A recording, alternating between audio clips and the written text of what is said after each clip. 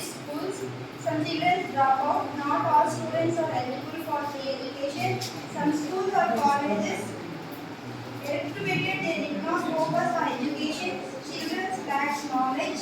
Schools and colleges, some children committed due to pressures from colleges and schools. All students are not getting scholarship due to caste discrimination. Not all colleges and schools are English medium. Transport system is not provided for government sector. Some teachers do not have enough qualification or experience. In some colleges, there is no advanced technology like labs and libraries. Indian education system does not take much care about physical issues of students. Wrong learning method in Indian government constitution. Advantage of Indian education system. Number one, free education system in India, provided by the government.